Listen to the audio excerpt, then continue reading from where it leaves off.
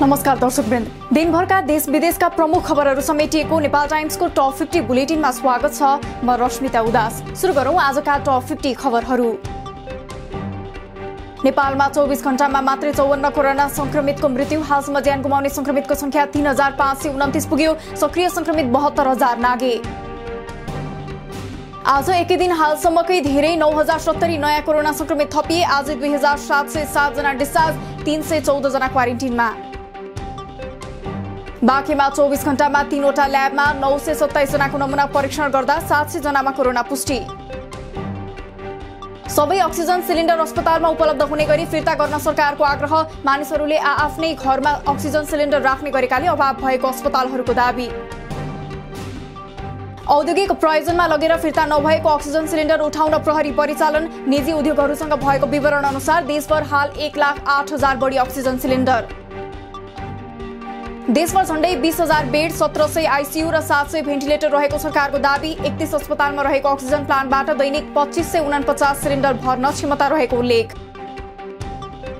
मोरङमा शुक्रबार रातिदेखि जेठ 1 गतेसम्म लागू हुने गरी जिल्लाभर निषेधाज्ञा जारी। अत्यावश्यक बाहेक सबै सेवा बन्द। हालसम्म देशभरका 50 बढी जिल्लामा आंशिक तथा पूर्ण निषेधाज्ञा लागू। उपत्यकामा आजदेखि निषेधाज्ञामा कडाई। बुधबारसम्म बिहान बेलुका नै पसल खुला भए पनि आजदेखि भने बिहान 9 बजेसम्म मात्र पसल खुला। सेवा सञ्चालन गर्दा स्वास्थ्य मापदण्ड पालना गर्न आग्रह। प्रदेश 2 को पूर्वी जिल्ला सप्तरीमा पनि वैशाख 25 गते राति 12 बजेदेखि अर्को आदेश जारी नभएसम्मका लागि निषेधाज्ञा लागू। रूपन्देहीमा जारी निषेधाज्ञा थप कडाई गरिँदै एक जना प्राविधिक जनशक्तिबाट सेवा प्रदान गर्ने गरी सम्पूर्ण ब्याङ्क तथा वित्तीय संस्थाहरू वैशाख 30 गतेसम्म बन्द। म्याग्दीको बेनी नगरपालिका क्षेत्रमा आज बिहीबारदेखि वैशाख 31 गते राति 12 बजेसम्मका लागि निषेधाज्ञा लागू। अत्यावश्यक बाहेकका सेवा बन्द। म्याग्दीमा हाल 102 सक्रिय संक्रमित। निषेधाज्ञापछि मुलुकका विभिन्न भेगमा फँसेका पर्यटकको उद्धार र समन्वय गर्न विपद व्यवस्थापन तथा सञ्चार सेल गठन। सेती अस्पतालको इमर्जेन्सी कक्ष कोरोना संक्रमित र लक्षण देखिएका शंकास्पद बिरामीले भरिएपछि भुइँमै उपचार। सेनाले अस्पतालको इमर्जेन्सी वार्ड बाहिर टेन्ट टाँगेर अस्थायी व्यवस्था मिलाउँदै। रूपन्देहीका सरकारी तथा निजी अस्पतालहरूमा अक्सिजनको अभाव हुन थाल्यो। दैनिक 200 बढी सिलिन्डर अक्सिजन आवश्यक हुन थालेकोमा 65 सिलिन्डर मात्र आपूर्ति हुँदै।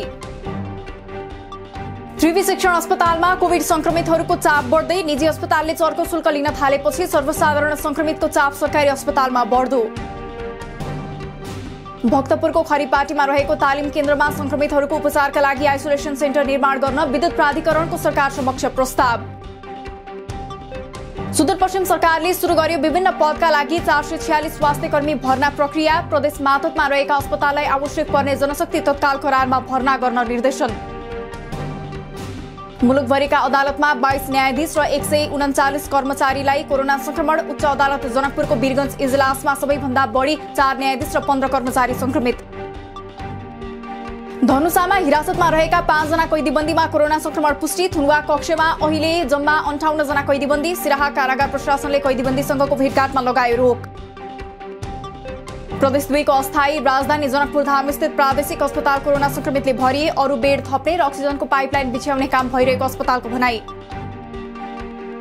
पीसीआर मेसिन नहुँदा कोरोना जाँचका लागि दार्चुला एन्टिजेन परीक्षणमै निर्भर। भारतबाट फर्किएकाहरू सिधै गाउँघर पस्दा जोखिम झनै बढ्दो। संक्रमितहरू गाउँघरमा निष्फिक्री घुम्दै।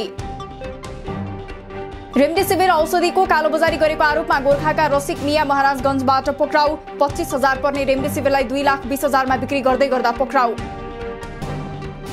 काठमाडौँ उपत्यका भित्रिने मुख्य नाकाका रूपमा रहेको नागढुङ्गामा स्वास्थ्य जाँच केन्द्र स्थापना। उपत्यका भित्रिने गाडीका चालक, सहचालक तथा कर्मचारीको स्वास्थ्य जाँच गरिने। कोभिड-19 संक्रमितको उपचारका लागि सहायता चाहिएमा टोल फ्री एवं मोबाइल नम्बरमा सम्पर्क गर्न स्वास्थ्य मन्त्रालयको आग्रह। 24 घण्टा 3 नम्बरमा फोन गर्न सकिने व्यवस्था। डडेलधुराको अमरगढी नगरपालिकाका प्रमुखले चढ्ने गाडीलाई एम्बुलेन्स र टिप्परलाई सवाहन बनाइने। रूपन्देही तिलोत्तमा नगरपालिकाले पनि मेयर उपमेयर चढ्ने गाडीलाई एम्बुलेन्सको रूपमा प्रयोग गर्ने। नयाँ बानेश्वर स्थित संघीय संसद भवनमा आज बिहीबार पनि कोभिड-19 परीक्षणका लागि स्वाब लिने कार्य जारी। बुधबार स्वाब दिएका 4 सांसद र 2 सचिवालयका कर्मचारीमा कोरोना पोजिटिभ। प्रधानमन्त्री ओलीलाई विश्वासको मत प्राप्त गर्ने गरी दलीय छलफल अघि बढाउने एमालेको निर्णय। आगामी राष्ट्रिय सभा उपचुनावमा एमालेका उम्मेद्वारलाई जिताउने गरी छलफल अघि बढाउने।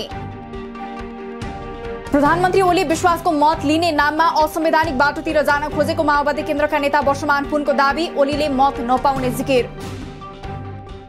कोरोना पीडित मजदुर तथा रोजगार गुमाएकाहरूलाई राहत प्याकेज ल्याउन नेपाली कांग्रेसको सरकारसँग माग, सीमानाकाबाट नेपाल भित्रिने सबैको पीसीआर परीक्षण गर्न सुझाव। महामारीमा व्यवसायले भ्याक्सिन रोक्नु जनतासँग धोका भएको कांग्रेस नेता शेखर कोइरालाको भनाई, कमिसनकै खेलमा ओली निकट व्यवसायले भ्याक्सिन रोकेको खबरले लज्जित बनाएको उल्लेख। कमिसन नपाएपछि कोभिसिल्ड भ्याक्सिन आयात रोकेको आरोप खेपेका व्यवसायी सूरज वैद्यले दिए स्पष्टीकरण, आफूहरूको आधिकारिक सहभागिता नरहेको दाबी, प्राविधिक समस्याले खोप आउन नसकेको तर्क। अल्पमतमा परेका लुम्बिनीका मुख्यमन्त्री शंकर पोखरेललाई राजीनामा दिन र माओवादी केन्द्रका कुलप्रसाद केसीलाई मुख्यमन्त्री नियुक्त गर्न प्रदेश प्रमुखसँग प्रदेशसभाका विपक्षी 4 दलको माग। सांसद सम्पर्कविहीन भएपछि स्थगित भएको गण्डकी प्रदेशको प्रदेशसभा बैठक 27 गते बस्ने, त्यसै दिन मुख्यमन्त्री पृथ्वी सुब्बा गुरुङ विरुद्ध दर्ता भएको अविश्वासको प्रस्तावमाथि मतदान हुने। देशका विभिन्न जिल्लामा निषेधाज्ञा लागेपछि काठमाडौँ उपत्यका सहित देशभर वायु प्रदूषण घट्यो। उद्योग, कल कारखाना र अत्यावश्यक बाहेकका सवारी गुड्न बन्द भएपछि वायुको गुणस्तरमा सुधार। माडीमा कोरोना संक्रमित एक पुरुषले आफू सुत्ने कोठामा झुन्डिएर गरे आत्महत्या, कमजोर आत्मबलका कारण संक्रमितले आत्महत्या गरेको हुन सक्ने अनुमान। अनलाइन मार्फत मात्र पुनः श्रम स्वीकृति दिन वैदेशिक रोजगार कार्यालयहरूलाई विभागको निर्देशन, भोलिदेखि भौतिक रूपमा उपस्थित भएर प्रदान गरिने सेवा बन्द। आज राति 12 बजेदेखि वैशाख मसान्तसम्म सबै अन्तर्राष्ट्रिय हवाई उडान बन्द, यद्यपि अत्यावश्यक पर्दा आन्तरिक तथा बाह्य चार्टर्ड उडान हुने। पछिल्लो 3 दिनमा हवाई मार्ग हुँदै विदेशी र विदेशबाट आउने यात्रुहरूको संख्या वात्तै बढ्यो। पछिल्ला 2 दिनमा यात्रुहरूको आवागमनमा 40% वृद्धि। नयाँ भेरिएन्ट सहितको कोरोना संक्रमण रोकथामका लागि नेपाल सहित बंगलादेश, पाकिस्तान र श्रीलंकाका नागरिकको प्रवेशमा रोक लगाउने मलेसियाको तयारी। निषेधाज्ञा अवधिमा पेट्रोल पम्पहरूको नियमित सञ्चालन समय तय गर्न अखिल नेपाल पेट्रोलियम मजदुर संघको माग, संकटको अवस्थामा निगमले श्रमिकहरूको स्वास्थ्य सुरक्षामा चासो नदिएको आरोप। मर्का परेको भन्दै न्यूनतम पारिश्रमिक वृद्धिबारे आपसी सहमतिमा पारिश्रमिक तोक्न पाउने व्यवस्थामा हस्तक्षेप नगर्न उद्योग वाणिज्य महासंघ, उद्योग परिसंघ र नेपाल चेम्बर अफ कमर्सको आग्रह। नेपालमा स्तरीय प्रसारण लाइनको अभावमा वर्षमा 38 करोड मूल्य बराबरको बिजुली खेर जाँदै, बलियो प्रसारण पूर्वाधारको अभावले धेरै आयोजनाहरू पूर्ण क्षमतामा सञ्चालन हुन सकेनन्। बिस्तारै जुर्मुराउँदै गरेको सुन कारोबार फेरि थला पर्यो। काठमाडौँ उपत्यकामा कारोबार ठप्प हुँदा बाहिरी जिल्लामा फाटफुट कारोबार हुँदै सुनको माग र कारोबार नभए पनि भाउ भने बढ्दै। साताको अन्तिम कारोबार बिहीबार शेयर बजार घटेर राताम्मे, नेप्से परिसूचक 12.47 अङ्कले घटेर 2637.13 अङ्कमा झरेर बन्द, कारोबार रकममा भने सुधार। ललितपुर सिटी एफसीले नेपाल सुपर लिगमा पहिलो जित दर्ता गर्दा बुटवल लुम्बिनी एफसीसँग 1-0 ले पराजित, जितपछि ललितपुरको प्लेअफ सम्भावना जीवितै। भारतमा एकै दिन 4 लाख बढीमा कोरोना संक्रमण पुष्टि, 24 घण्टामा करिब 4000 ले ज्यान गुमाए। पहिलो पटक 12 देखि 15 उमेर समूहका बालबालिकालाई कोरोना विरुद्धको फाइजर खोप लगाउन क्यानाडाले दियो अनुमति, आउँदो सोमबार 12 लाख भन्दा धेरै बालबालिकालाई यो खोप दिने लक्ष्य। विश्वमा हालसम्म 15 करोड 59 लाख बढीमा कोरोना संक्रमण पुष्टि हुँदा 13 करोड 33 लाख बढी निको भए, हालसम्म 32 लाख 58 हजार बढी संक्रमितको मृत्यु। सन् 2020 मा विश्वभरका झण्डै 16 करोड मानिसले गम्भीर भोकमरीको सामना गर्नु परेको संयुक्त राष्ट्रसङ्घको प्रतिवेदन, सन् 2021 मा पनि उस्तै वा त्योभन्दा खराब परिस्थिति देखिन सक्ने अनुमान। र पछिल्लो एक सातामा कोलम्बियामा सरकारले अघि सारेको कर वृद्धिको विरोधमा भएका प्रदर्शनका क्रममा कम्तीमा 31 जनाको मृत्यु, 1220 जना घाइते, 87 जना बेपत्ता। दिनभरका देश विदेशका प्रमुख खबरहरू समेटिएको नेपाल टाइम्सको टप 50 बुलेटिन अहिलेलाई सकियो। हामी भोलि फेरि टप 50 समाचारका साथ उपस्थित हुने नै छौं। नेपाल टाइम्सको युट्युब च्यानल सब्स्क्राइब गर्नुहोस्, फेसबुक पेज लाइक गर्नुहोस्। ताजा खबरहरूका लागि नेपाल टाइम्सको अनलाइन पोर्टल www.nepaltimes.net मा पनि गएर हेर्न सक्नुहुनेछ।